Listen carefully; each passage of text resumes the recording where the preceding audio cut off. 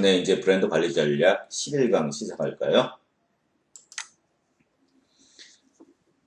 브랜드 가치 체계 모델인 브랜드 플랫폼의 4가지 요소 중에서 우리가 10강에서 브랜드 퍼스널리티, 브랜드 개성에 대해서 공부를 했는데 11강에 있어서도 이 브랜드 개성 부분 계속해서 공부하도록 하겠습니다. 자, 브랜드 개성을 무엇을 통해서 이제 형성할 수가 있는가라는 부분을 살펴보는 시간인데요. 브랜드 개성을 형성하는 요인은 크게 4가지로 이렇게 이제 우리가 볼 수가 있습니다. 첫 번째는 제품 요인, 두 번째는 이미지 요인, 세 번째는 DI 요인. 여기서 말하는 DI는 브랜드 아이덴티티라고 이제 보시면 됩니다.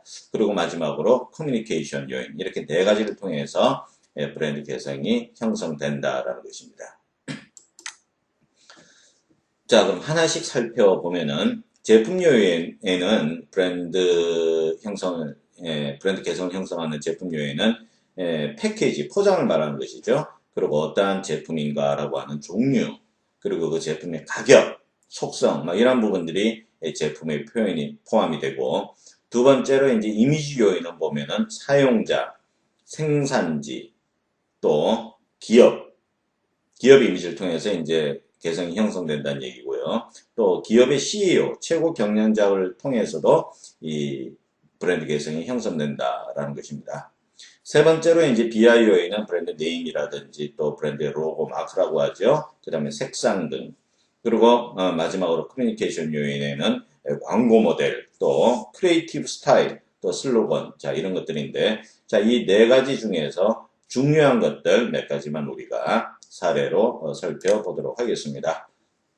먼저 첫 번째 제품 요인은 제품의 종류, 포장, 가격, 속성 이런 것들이 있다고 말씀을 드렸는데요. 자, 지금 장표에 보면은 이 코카콜라의 캔을 한번 보십시오. 어떤 색깔로 되어 있습니까? 빨간색이죠. 이런 빨간색은 무엇을 나타내냐면 열정을 나타냅니다. 그래서 이 코카콜라의 열정이라는 개성을 캔을 통해서, 컬러를 통해서 고객들에게 전달하고 있고요. 두 번째에 있는 노트북 같은 경우에는 지금 역시 컬러가 보면은 은빛 컬러로 되어 있습니다. 그래서 이러한 부분들은 디지털적인 그런 감각을 많이 전달을 하고 있는 것이죠. 그래서 이 디지털 그러면 첨단과 일치되는 그런 부분이기 때문에 이러한 그 컬러를 통해서 역시 제품 자체죠. 제품 자체의 컬러를 통해서 첨단적인 개성을 전달하고, 마지막에 있는 이러한 백 같은 제품입니다. 만약에 이 제품이 굉장히 비싸다고 그렇게 우리가 가정을 한번 해보면은 이러한 제품 가격을 통해서 참 나는 저런 제품을 사용하는 게 참 부유하다, 그리고 멋지다라고 하는 그런 개성을 전달할 수가 있는 것이죠. 그래서 본 장표에서는 제품 자체에서 그러한 제품이 가지고 있는 여러 가지 요인들, 이 부분으로 해서 브랜드 개성을 어떻게 형성을 하고 또 전달을 할 것인가라는 부분에 대해서 살펴봤고요. 자, 두 번째는 이미지 요인입니다. 자, 이미지 요인을 통해서 브랜드 개성을 형성하는 것도 여러 가지가 있다고 그랬죠. 자, 그 중에서 이제 몇 가지만 살펴보면요. 지금 말보로의 누굽니까? 카우보이죠. 이 카우보이라는 것은 남성적인 그런 이미지를 매우 강하게 전달하고 있습니다. 그래서 남성적이고 강인한 이미지. 자, 이렇게 해서 브랜드 개성 형성이고, 두 번째 보시면은 지금 스와치 시계가 나와 있는데, 자, 이 시계는 어디서 만들었냐면 스위스에서 만들었어요. 자, 스위스 그러면 느끼지는 이미지가 뭡니까? 굉장히 정밀 또 꼼꼼한 이러한 부분들이 느껴지거든요. 그래서 이 스와치 시계는 굉장히 정밀할 것이다 라고 하는 그러한 이미지를 전달하고, 세 번째에 있는 자, 얼마 전에 접관 애플의 CEO죠. 스티브 잡스. 자, 스티브 잡스는 굉장히 출중한 능력을 가지고 있다. 그래서 그 기업의 이미지를 이제 최고의 능력을 가지고 있다는 것을 기업의 CEO, 최고 경영자를 통해서 전달을 하고 있는 그런 사례가 될 수 있습니다. 자, 세 번째로 제품 이미지에 이어서 세 번째로 이 브랜드 아이덴티티 요인인데요. 자, 브랜드 아이덴티티라는 것은 여러 가지 구성 요소가 있습니다만은 여기서는 제품의 이름이라든지 또 브랜드의 로고라든지 또 마스코트 이런 것을 우리가 설명하고 있다라고 보시면 됩니다. 지금 왼쪽에 보시면 이제 IBM 마크가 나오는데요. 자, IBM의 그 마크의 중간에 뭐가 있습니까? 쭉 선이 이렇게 쳐져 있죠, 보면은. 자, 이렇게 선이 쭉 라인이 가 있는 것은 굉장히 첨단적인 이미지를 나타낸다라는 것입니다. 저 로고를 통해서 IBM이라는 기업이 굉장히 첨단적이다라는 것을 전달을 하고 있고요. 자, 두 번째 종갓집이라는 것은 이름에서 우리가 이제 알 수가 있는데요. 자, 종갓집 하면 뭡니까? 대대로부터 쭉 이렇게 장남들이 살아오던 그러한 전통적인 의미를 가지고 있죠.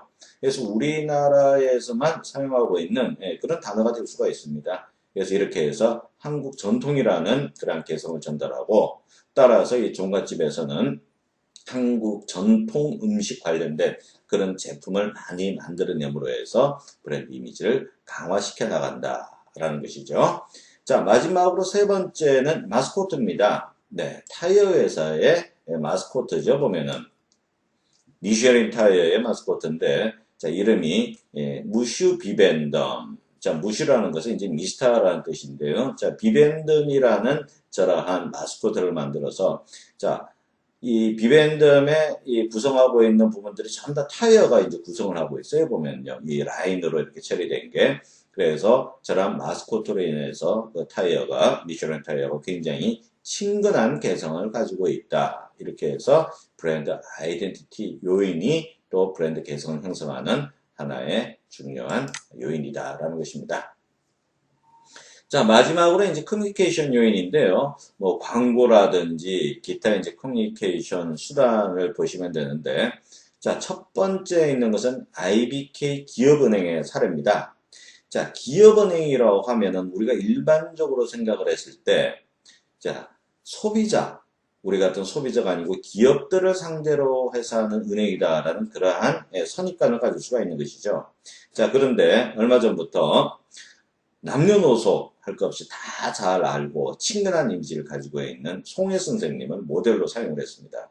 그래서 기업뿐만 아니고 일반 국민들도 너무나 가까이에서 이용할 수 있다라는 그러한 친근한 이미지를 제공을 하였고, 즉 모델을 통해서 기업 위주에서 친근한 그러한 이미지를 전달할 수가 있는 것이죠.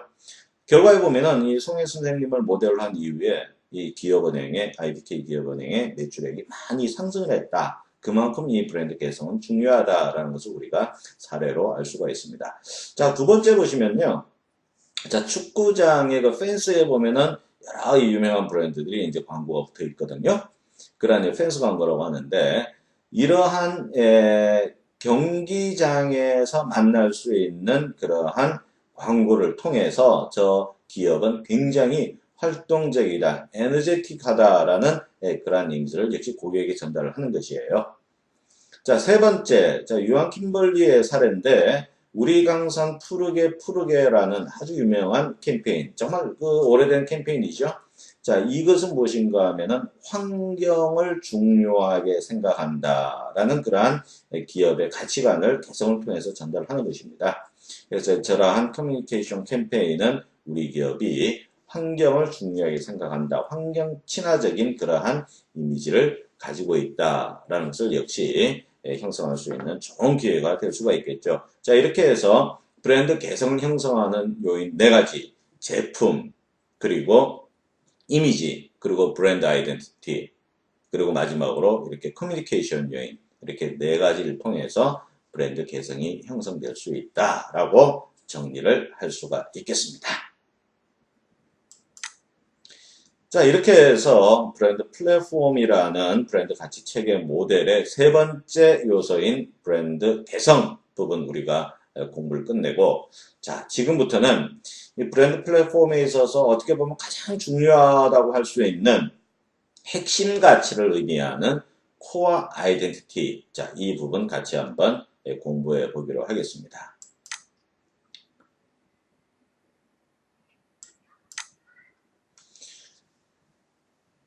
자, 코어 아이덴티티, 핵심 가치를 우리가 공부하기 위해서 먼저 알아야 될 그런 개념이 이 브랜드 포지셔닝이라는 그런 개념입니다.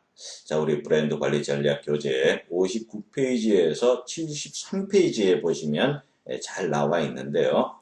자, 브랜드 포지셔닝이라는 것은 굉장히 중요한 그러한 마케팅 전략 중에 하나입니다. 그래서 포지셔닝이라는 단어를 갖다가 처음 이제 쓴 학자가 지금 장표에 보시면 우측에 나와 있는데요. 잭 트라우트와 알리스라는 그러한 이 두 양반이 1971년도에 Ad Age라는 세계에서 가장 유명한 광고 전문 잡지예요. 여기에 그 개념을 처음으로 소개를 했습니다. 그래서 거기서 어떻게 이제 소개를 했냐면, 자, 목표 고객들의 인식 속에 가장 먼저 떠올 수 있는 가치 제안의 핵심 부분이다라는 것인데요. 자, 요 핵심 부분이다라는 것을 제가 좀 이따 설명을 드리겠고요. 궁극적으로 경쟁 브랜드보다 뛰어난 이점을 주장하는 것이다라는 것입니다. 그래서 어떤 브랜드를 고객에게 얘기했을 때 나는 그 개념이 가장 먼저 떠오른다라고 생각하면은 자, 다른 브랜드보다 훨씬 더 뛰어나다라는 것을 얘기를 갖다가 하는 것이거든요. 어떠한 개념을 얘기했는데 A라는 브랜드가 아니고 B라는 브랜드가 먼저 떠오른다. 그러면 그 B라는 브랜드가 포지셔닝이 훨씬 더 잘 돼 있다라고 이제 얘기를 할 수가 있는 것이죠. 근데 자, 여기서 중요한 것은 자, 제가 1강 브랜드 관리 전략 1강 때부터 쭉 강조해서 말씀을 드렸지만 쭉 이렇게 이제 시대가 변해오면서 제품에 대한 차별화를 제품 자체에서 기능이라든지 품질에서 찾기는 상당히 힘들다고 누차 강조해서 말씀을 드렸습니다.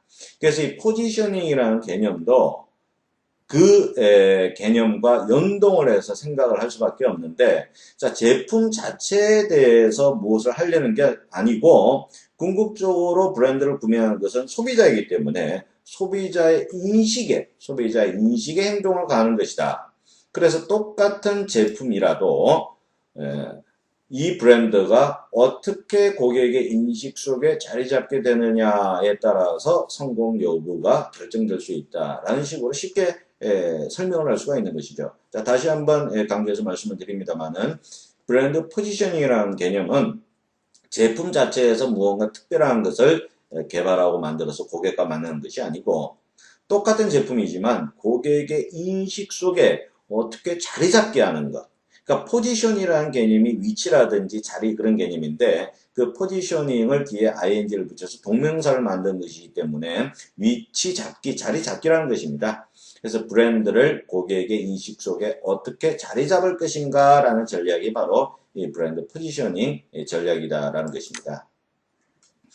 그래서 이 브랜드 포지셔닝 전략과 관련해서 우리가 알아야 될 이니셜로 된 단어가 두 개 있습니다. 이 두 개 단어는 마케팅 또는 브랜드 전략, 세일즈 같은 데 있어서 굉장히 중요한 개념이기 때문에 꼭 기억을 해 두시기 바랍니다. 첫 번째는 USP라는 것이고 두 번째는 SNP라는 것입니다. 그래서 USP는 Unique Selling Proposition의 약자고 SNP라는 것은 Single Minded Proposition. 자, 이거의 약자인데 USP와 SNP를 우리가 하나씩 살펴보도록 하겠습니다. 자, USP라는 것은 자, Unique Selling Proposition의 약자라고 했는데 우리말로 번역을 하면은 자, unique라는 말이 독특한이죠.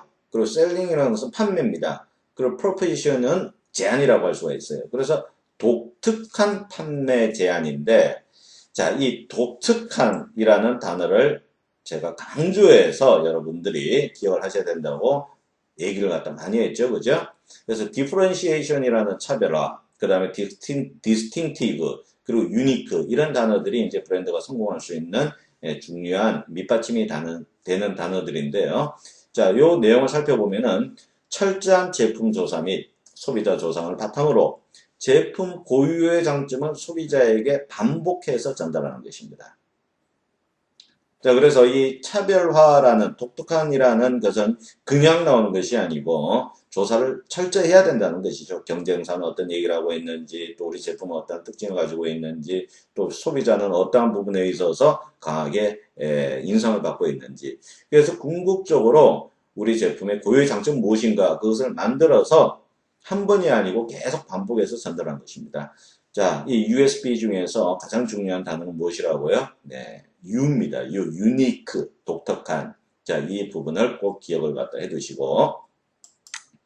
자, 두 번째로 이제 SMP라는 단어입니다. 자, SMP는 Single Minded Proposition인데요. 자, 싱글이라는 것은 복수가 아니고 단수죠. 이게 단수로 제안을 한다라는 것입니다. 자, 우리 제품 또는 브랜드가 또는 서비스가 가지고 있는 장점이 굉장히 많아요. 근데 그 많은 장점을 고객에게 동시에 전달을 하면은 고객은 어떻게 될까요? 그 많은 것을 다 기억했다가 받아들이겠습니까? 절대로 아니죠. 아무것도 기억을 못합니다.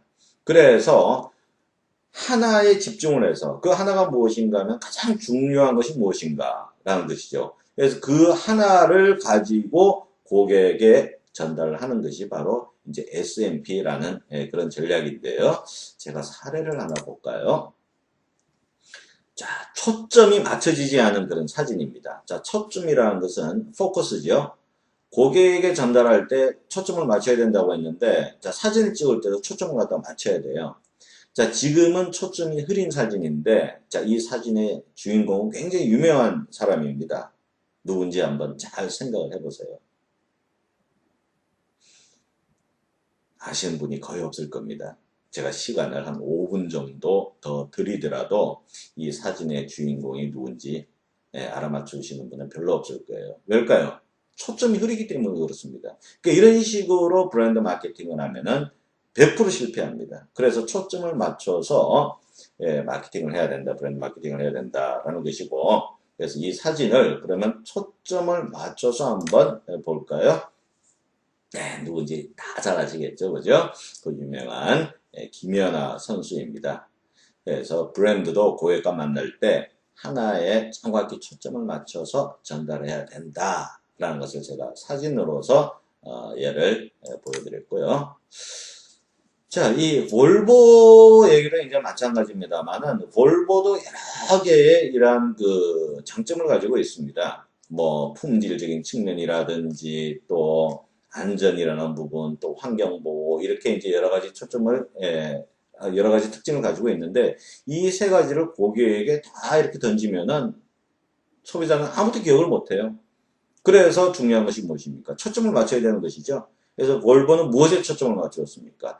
여러 개 중에서 안전이라는 그런 가치에 초점을 맞췄다. 그래서 여러분들의 볼보 하면은 안전이 떠오르는 이유가 궁극적으로는 초점을 맞춰서 하나만 전달을 했기 때문에 떠오를 수밖에 없었다라는 것을 또 쉽게 알 수가 있는 것이죠.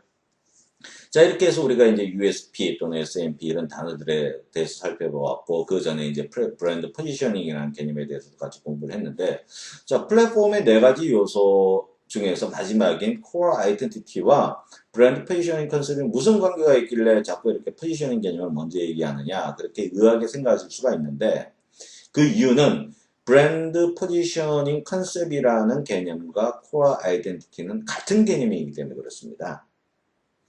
자, 지금 장표에 보시면은 코어 아이덴티티라는 단어가 있고 왼쪽에 보면은 포지셔닝 컨셉, 오른쪽에 보면 브랜드 에센스라는 그런 단어가 있죠. 그죠? 그래서 여러분들이 앞으로 이제 브랜드 관련해서 책을 본다든지 할 때 이렇게 단어들이 여러 가지가 나올 텐데 이 세 가지 단어는 같은 개념이다라고 생각하시면 됩니다. 자, 무슨 개념이냐, 그 개념이. 그 개념이 바로 브랜드의 심장이자 영혼이다라는 것입니다. 자, 사람에 있어서 심장과 영혼을 빼면 남는 것이 뭐가 있습니까? 네, 물론 뭐 뼈도 남을 수가 있고 근육도 남을 수가 있습니다만 핵심이 다 빠지는 것입니다. 그래서 핵심이 바로 무엇인가 하면 코어라는 단어가 핵심입니다. 그래서 코어 아이덴티티는 브랜드의 심장이자 영혼을 의미하고 그것이 바로 핵심 가치다. 그래서 제가 포지셔닝 컨셉, 포지셔닝 개념에 대해서 쭉 설명을 드렸고 또 다른 단어로 브랜드 에센스라는 단어가 나오면 역시 브랜드와 심장, 브랜드의 심장, 영혼을 의미하는 그런 단어라고 보시면 여러분들이 혼돈하지 않고 잘 이해를 하실 수가 있을 것입니다. 자, 그러면 이 포지셔닝 컨셉 또는 이제 코어 아이덴티티. 자, 이러한 부분들이 너무나 중요하고 또 고객이 우리 저 브랜드를 구매하는 데 있어서 결정적인 이제 역할을 갖다 한다라는 그런 설명을 드렸는데 그러면은 효과적인 포지셔닝은 뭐 그냥 쉽게 만들어질까요? 절대로 아니겠죠, 그죠? 그래서 이렇게 효과적인 포지셔닝에 또 5가지 조건이 있고, 여러분들이 잘 아시는 훌륭한 브랜드들은 거의가 다 강력한 이 브랜드 포지셔닝을 가지고 있는데, 요 내용은 저희가 12강에서 다시 자세히 공부하도록 하겠습니다. 12강에서 다시 뵐게요.